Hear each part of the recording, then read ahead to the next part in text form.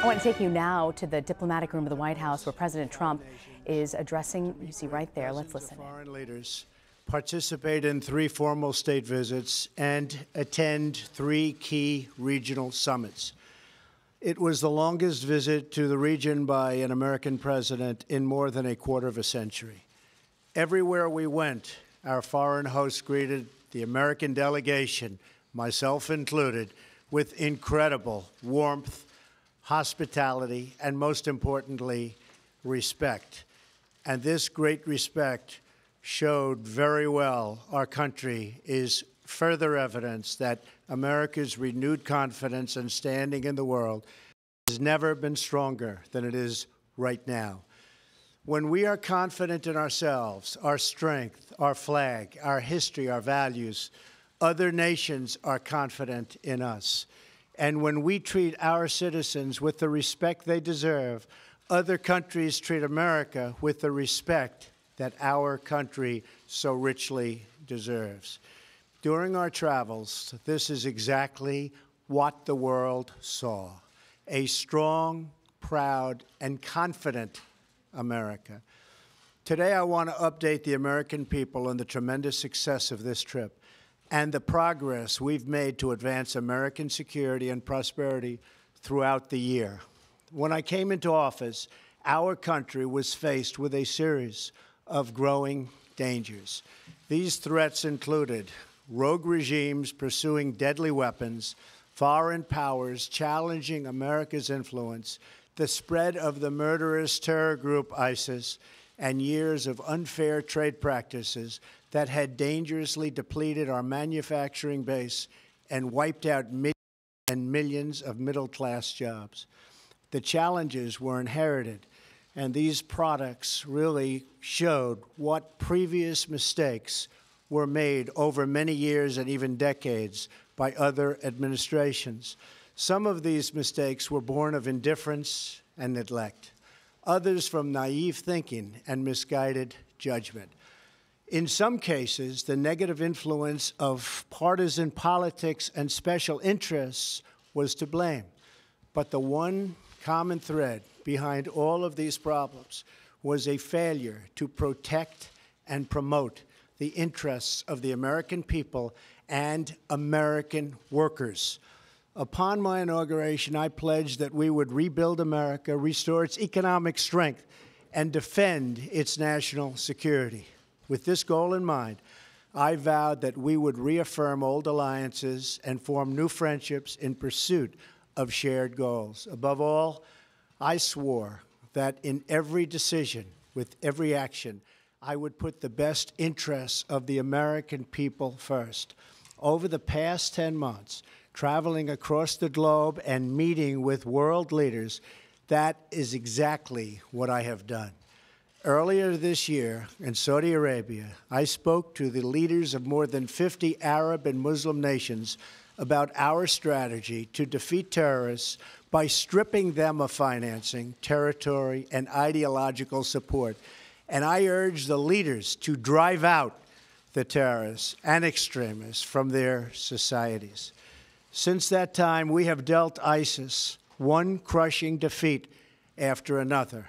In Israel, I reaffirmed the unbreakable bond between America and the Jewish state, and I met with leaders of the Palestinian Authority and initiated an effort to facilitate lasting peace between the Israelis and the Palestinians. In Brussels, I urged our NATO allies to do more to strengthen our crucial alliance and set the stage for significant increases in member contributions. Billions and billions of dollars are pouring in because of that initiative. NATO, believe me, is very happy with Donald Trump and what I did. In Warsaw, I declared to the world America's resolve to preserve and protect Western civilization and the values we hold so dear.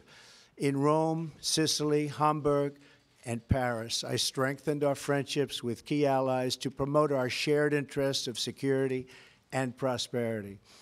In September, at the United Nations General Assembly in New York, I urged that the nations of the world join in confronting rogue regimes that threaten humanity and laid out a model for international cooperation grounded in respect for sovereignty and the responsibilities that come with it.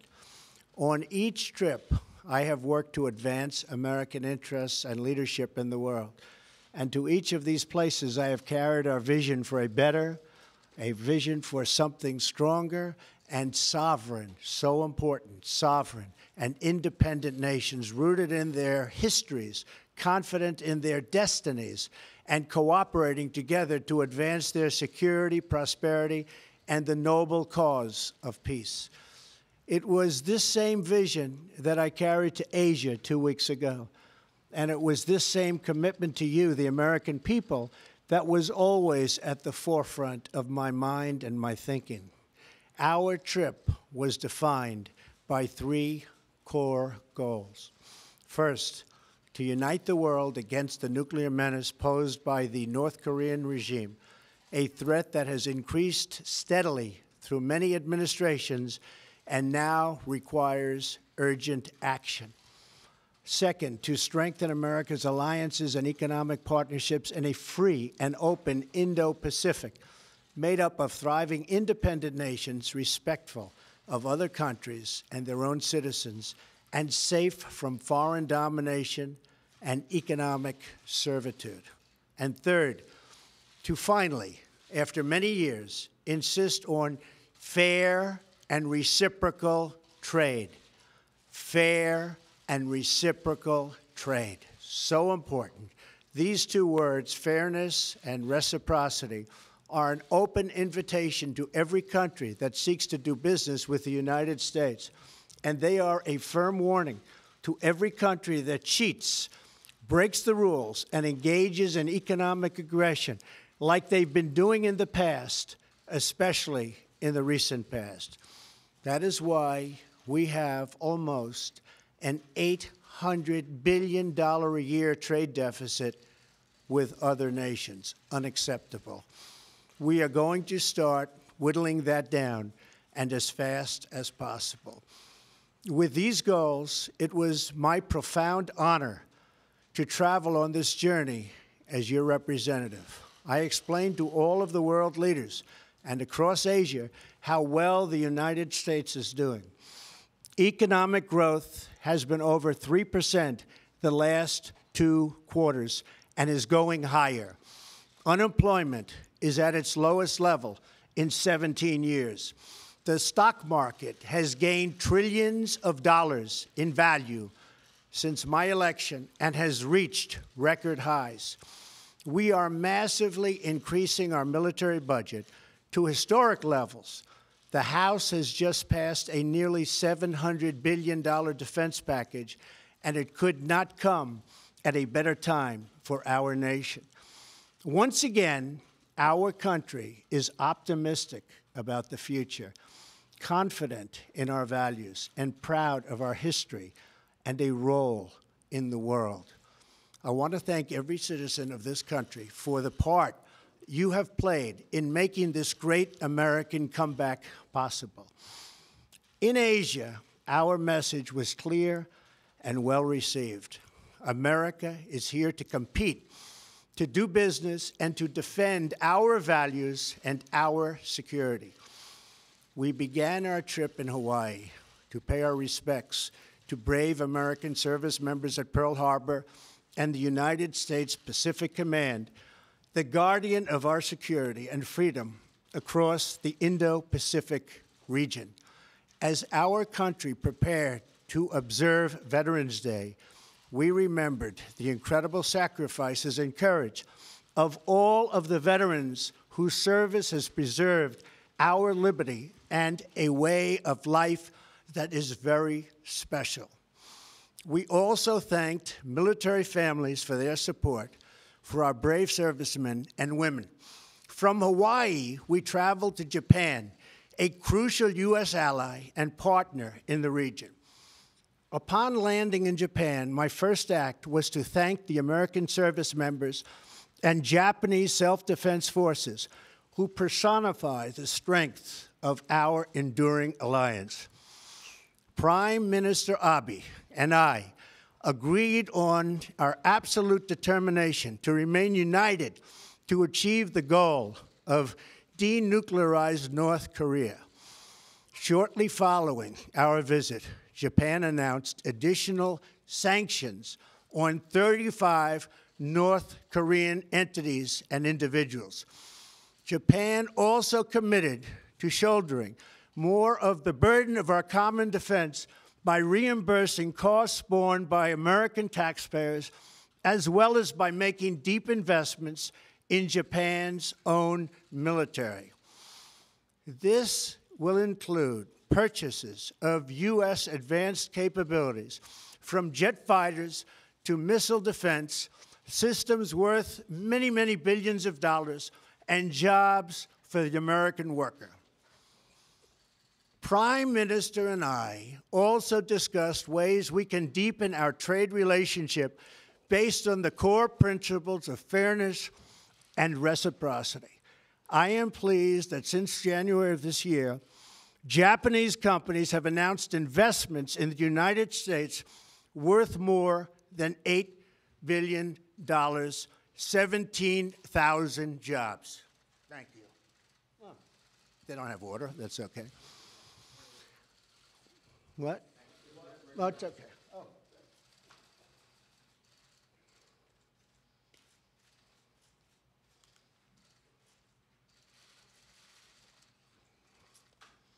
Japanese manufacturers, Toyota and Mazda, announced that they will be opening a new plant in the United States that will create 4,000 jobs. We also signed agreements between our nations to enhance infrastructure development, increase access to affordable energy, and advance our foreign policy goals through economic investment. From Japan, we traveled to another key American ally in Asia, the Republic of Korea. My official state visit to South Korea was the first by an American president in 25 years. Speaking before the National Assembly of the Republic of Korea, I spoke the truth about the evil crimes of the North Korean regime, and I made clear that we will not allow this twisted dictatorship to hold the world hostage to nuclear blackmail. I called on every nation, including China and Russia, to unite in isolating the North Korean regime, cutting off all ties of trade and commerce until it stops its dangerous provocation on, and this is the whole key to what we're doing, on denuclearization. We have to denuclearize North Korea. We have ended the failed strategy of strategic patience, and as a result, we have already seen important progress, including tough new sanctions from the UN Council. We have a Security Council that has been with us and just about with us from the beginning. South Korea agreed to harmonize sanctions and joined the United States in sanctioning additional rogue actors whose funds have helped North Korea and North Korea's nuclear and ballistic missile programs. It's unacceptable to us.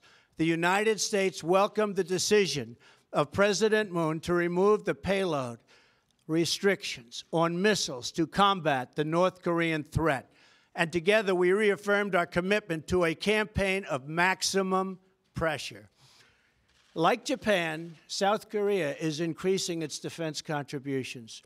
During our meetings, President Moon acknowledged his desire for equitable cost sharing for the United States military forces stationed in South Korea. And I visited soldiers at Camp Humphreys, a brand new joint American-South Korean base, paid for almost entirely by the South Korean government. At that base, I discussed with the United States and South Korean military leaders both military options and readiness to respond to North Korean provocation or offensive actions. During our visit, President Moon and I also discussed America's commitment to reducing our trade deficit with South Korea. At my discretion and direction, we are currently renegotiating the disastrous U.S.-Korea trade agreement signed under the previous administration. It has been a disaster for the United States. Last week, 42 South Korean companies announced their intent to invest in projects worth more than $17 billion in the United States, and 24 companies announced plans to purchase $58 billion in American goods and services. From South Korea, Melania and I traveled to China, where, as in Japan and South Korea, we were greatly honored by the splendor of our reception. Our trip included the first official dinner held for a foreign leader in the Forbidden City since the founding of the modern China, where we enjoyed a very productive evening hosted by President Xi and his wonderful wife, Madame Peng. During our visit, President Xi pledged to faithfully implement United Nations Security Council resolutions on North Korea and to use his great economic influence over the regime to achieve our common goal of a denuclearized Korean Peninsula.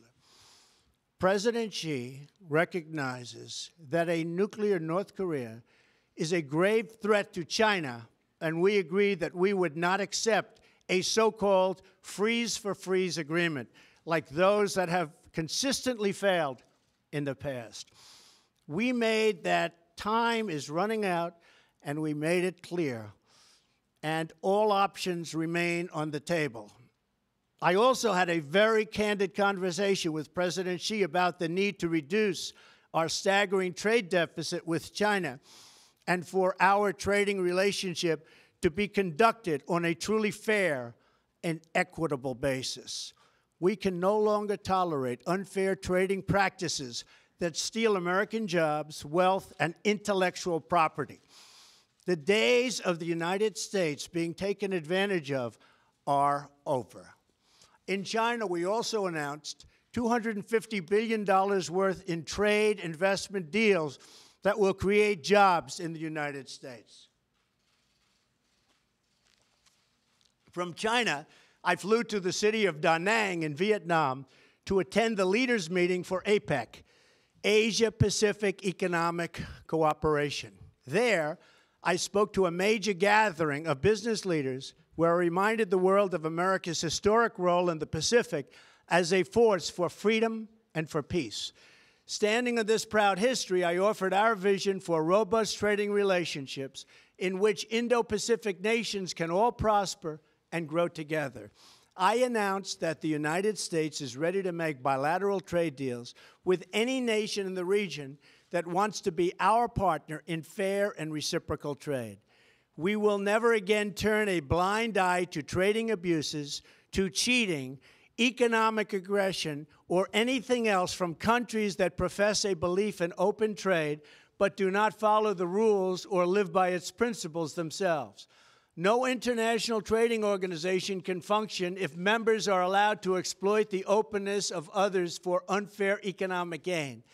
Trade abuses harm the United States and its workers, but no more. No more. We will take every trade action necessary to achieve the fair and reciprocal treatment that the United States has offered to the rest of the world for decades. My message has resonated. The 21 APEC leaders, for the first time ever, recognized the importance of fair and reciprocal trade, recognized the need to address unfair trade practices, and acknowledged that the WTO is in strong need of reform. These leaders also noted that countries must do a better job following the rules to which they agree. I also made very clear that the United States will promote a free and open Indo-Pacific in which nations enjoy the independence and respect they deserve. In Vietnam, during a state visit in Hanoi, I also met with President Quan and Prime Minister Phuc to discuss the growing friendship between our countries. Our Vietnamese partners are taking new actions to enforce sanctions on North Korea. In addition, we committed to expand trade and investment between our countries, and we pledged to address the imbalances. I am particularly pleased that the United States and Vietnam recently announced $12 billion in commercial agreements, which will include $10 billion in U.S. content. Finally, I visited the Philippines, where I met with numerous world leaders at the U.S., ASEAN, and East Asia summits. At ASEAN, the Association of Southeast Asian Nations, we made it clear that no one owns the ocean. Freedom of navigation and overflight are critical to the security and prosperity of all nations. I also met with the prime ministers of India, Australia, and Japan to discuss our shared commitment to a free and open Indo-Pacific. During our visit, President Duterte of the Philippines thanked the American people and our armed forces for supporting the recent liberation of Marawi from ISIS. We pledged to strengthen and deepen our long-standing alliance. At the East Asia Summit, the United States negotiated and signed 4 important leader statements on the use of chemical weapons, money laundering, poverty alleviation, and countering terrorist propaganda and financing. And crucially, at both summits and throughout the trip, we asked all nations to support our campaign of maximum pressure for North Korean denuclearization. And they are responding by cutting trade with North Korea, restricting financial ties to the regime, and expelling North Korean diplomats and workers. Over the last 2 weeks, we have made historic strides in reasserting American leadership, restoring American security, and reawakening American confidence. Everywhere we went, I reaffirmed our vision for cooperation between proud, independent, and sovereign countries. And I made clear that the United States will be a reliable friend, a strong partner, and a powerful advocate for its own citizens. The momentum from our trip will launch us on our continued effort to accomplish the 3 core objectives I outlined: to unite the world against North Korean nuclear threat, to promote a free and open Indo-Pacific region, and to advance fair and reciprocal economic relations with our trading partners and allies in the region. We have established a new framework for trade that will ensure reciprocity through enforcement actions, reform of international organizations, and new fair trade deals that benefit the United States and our partners. And we have laid out a pathway toward peace and security in our world, where sovereign nations can thrive, flourish, and prosper side by side. This is our beautiful vision for the future. This is a future where this vision, this dream, is only possible if America is strong, proud, and free. As long as we are true to ourselves, faithful to our founding, and loyal to our citizens, then there is no task too great, no dream too large, no goal beyond our reach. My fellow citizens, America is back, and the future has never looked brighter. Thank you, God bless you, and God bless the United States of America. Thank you very much. Thank you. Thank you all.